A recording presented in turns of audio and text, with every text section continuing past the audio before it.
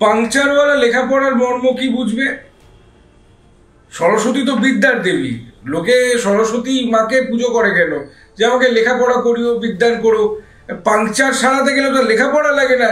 আমরা জানি লেখাপড়া করে যে গাড়ি ঘোড়া চড়ে সে, সেটা কেউ কেউ বিকৃত করে বলছে লেখাপড়া করে যে গাড়ি চাপা পড়ে সে। এখন আসছে লেখাপড়া করে যে ধর্ষণ হয়ে মরে সে। এই দেশটা কি নিজামে মুস্তাফা হয়ে গেছে? শরিয়াতি আইন চলছে যেখানে বুথ ইবাদত চলবে না। যেদিন প্যান্ডেল থেকে প্রসাদটা পাবে না, সব লাইনে চলে আসবে, কোনো রাজি গলিক যাবে না। আমরা দেখলাম যে সরস্বতী পুজো নিয়ে বাংলায় এক বিতর্ক সৃষ্টি হয়েছে। আমরা দেখলাম যে কিছুদিন আগে কিন্তু হরিণঘাটের স্কুলে সরস্বতী পুজোতে বাধা দেওয়া হলো। পরবর্তীকালে আমরা দেখলাম কলকাতার এক স্বনামধন্য ল কলেজ, সেখানেও সরস্বতী পুজোতে বাধা দেওয়া হলো এবং বাধা দিলেন একেবারে তৃণমূল কংগ্রেসের নেতা। পাংচারওয়ালা লেখাপড়ার মর্ম কি বুঝবে? সরস্বতী তো বিদ্যার দেবী। লোকে সরস্বতী মাকে পুজো করে কেন? যে আমাকে লেখাপড়া করিও, বিদ্যান করো। পাংচার সারাতে গেলে তো লেখাপড়া লাগে না, সুতরাং ওদের এত বৈরতা লেখাপড়ার সঙ্গে, অর্থাৎ দেবীর সঙ্গেও। এবার আপনি প্রশ্ন করতে পারেন যে লেখাপড়া তো অনেকে তো মানে লেখাপড়ায় ভালো, সরস্বতী দেবীকে পুজো করে না। তাহলে এরকমও লোক আছে যারা মা সরস্বতীকে পুজো করে এবং গুগলের সিইও, মাইক্রোসফটের সিইও হয়েছে। এরকমও লোক আছে। আমার আস্থাটা আমি বুঝবো। এই দেশটা কি নিজামে মুস্তাফা হয়ে গেছে? শরিয়াতি আইন চলছে যেখানে বুথ ইবাদত চলবে না। পেয়েছেটা কি ওরা? কোথাও গিয়ে কি বাংলাদেশ করতে চাইছে এবার বাংলাকে? ওরা আরো ভয়ঙ্কর কিছু করতে চাইছে। ওসব বাংলাদেশ নিয়ে, বাংলাদেশি বা কম কোথায়? মানে ব্রিজের উপরে ডেড বডি ঝোলানো, টুকটুক করে রক্ত পড়ছে, দেখছি 6 বছরের বাচ্চাকে মা ঠেলছে, চল চল চল ওইদিকে তাকাতে, স্কুলে লেট হয়ে যাবে। কোনো ব্যাপার না, কোনো ভ্রুক্ষেপ নেই। এই অবস্থা তো এখানেও করছে। এক্ষুনি আমি একটা ভিডিও দেখছি নৈহাটির, এখানে কেউ কাউকে কুপাচ্ছে। এই যে ভিডিওটা, এই পরিস্থিতিতে মানুষ বাঁচবে কি করে? খুব ভয়ঙ্কর, শিহরণ জাগানো একটা ঘটনা। আমরা কিছুদিন আগে দেখেছিলাম দুর্গাপুজোর ঠিক আগে এবং দুর্গাপুজোর সময় আমরা দেখেছিলাম যে হাওড়া এবং খিদিরপুর ওই দিকের বিভিন্ন এলাকা, সেই এলাকাগুলোতে কিন্তু একইভাবে হিন্দুদের উপর অত্যাচার চলেছিল। যেদিন থেকে মায়ের অস্ত্রগুলো সোলার জায়গায়, টিনের জায়গায় লোহার হবে, সেদিন থেকে এই রকমের মানে আক্রমণ করা ভুলে যাবে। আসলে ওরা ভাবছে প্যান্ডেলে যাবো, ভাঙচুর করে চলে আসবো। যেদিন প্যান্ডেল থেকে প্রসাদটা পাবে না, সব লাইনে চলে আসবে, কোনো রাজি গলিক যাবে না। তৃণমূল কংগ্রেস তো প্রসাদ পাচ্ছে, তো দুর্নীতির প্রসাদ তো পাচ্ছে বারবার। মারের প্রসাদ দিতে আমি কোনো রাজনৈতিক দলে যাব না, কিন্তু এটা প্রশাসনের দায়িত্ব। এটা প্রশাসনের দায়িত্ব। প্রশাসন এগুলো আটকাবে না কেন? যেখানে খোদ পুলিশ মন্ত্রী চুপচাপ রয়েছেন, সেখানে প্রশাসনের কি বা করার আছে? আমি জানি না এরকম ভাবে চুপ কি করে থাকা যায়। আমি খালি মানবিক দিক থেকে বলবো যে সরস্বতী পুজো করতে গেলে কেন কোনো মহিলাকে খুনের, ধর্ষণের হুমকি পেতে হবে? এটা কোনো কথা হলো না। মানে এ তো বাসের মতো দেখছি।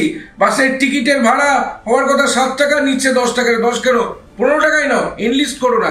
সেভাবে তাহলে বলে দাও পশ্চিমবঙ্গে সরস্বতী পুজো ব্যান্ড। সরস্বতী পুজোর কোনো ভ্যালু নেই, মিটে গেল ঝামেলা। সেটাই বলুক না।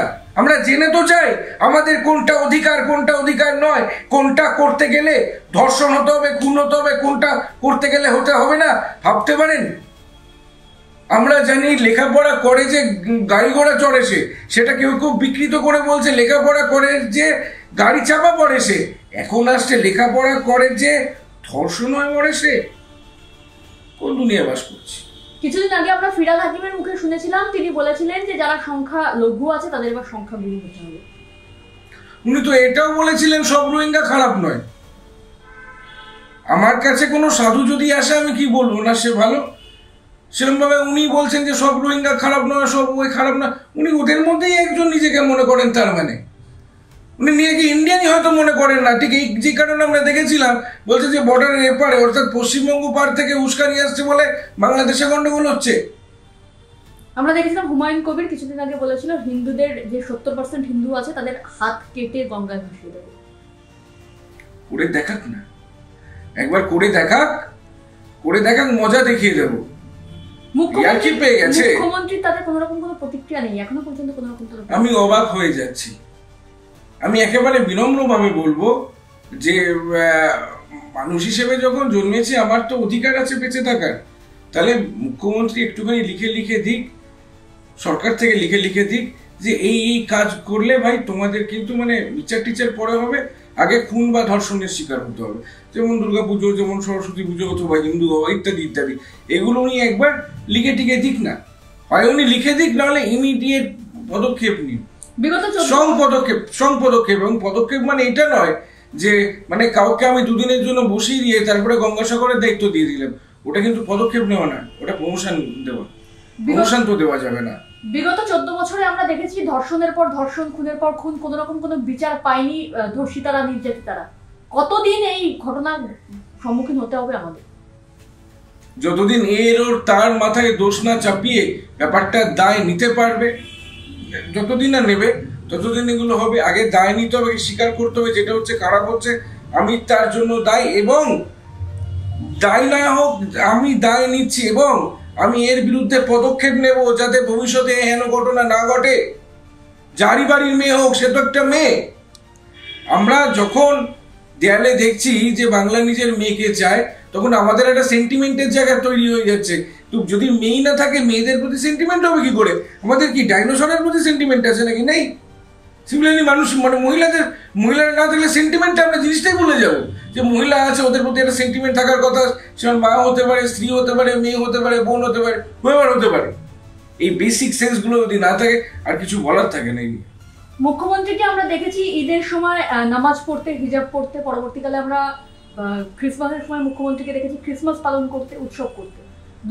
দুর্গাপুজো, হিন্দুদের দুর্গাপুজোর সময় শুধুমাত্র ভাতা।